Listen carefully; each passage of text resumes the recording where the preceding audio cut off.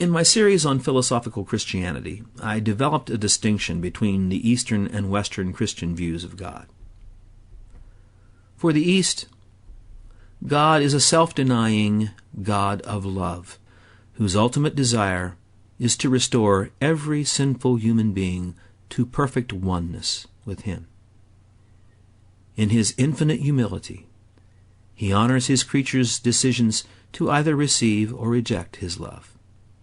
This is the God who is revealed in Romans 9 and Romans 11 and Romans 1 and throughout the entire New Testament.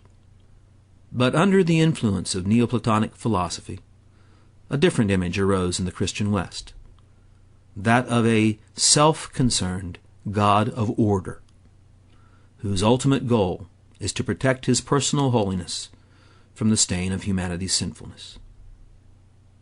As I showed in that series, it is this vision of God, and not the Scriptures, which serves as the foundation for the doctrine of predestination.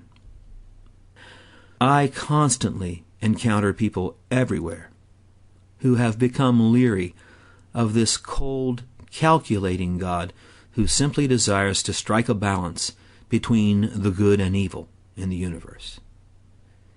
He is a God so bound by perfect order that He must obliterate freedom from His creatures. Before He creates the world, He must be sure that everything will wind up precisely as He intends. Though they have been raised in this tradition, these folks I meet are weary of it. Not long ago, I talked with a young married couple who had been raised in churches of the Calvinist Reformed variety. The wife had the sad misfortune of delivering a stillborn child.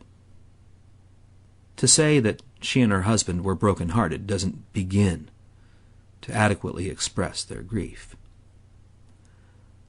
But they were devastated beyond heartache when their Calvinist pastor came to visit them.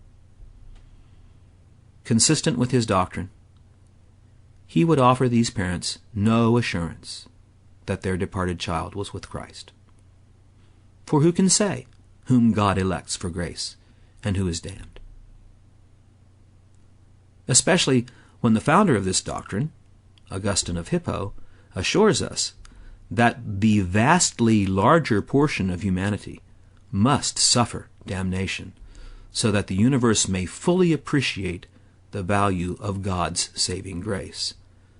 That's from The City of God, Book 21, Chapter 12. For this young couple, as for many former Calvinists I meet, the coldness of this doctrine eventually proves alien to the loving, self-sacrificing, all-embracing Christ who is manifested in the Scriptures, who inhabits the experience of the ancient church, the God who gives mercy to all and always, whose love for us is bounded only by our unwillingness to receive it. This is the God whom we worship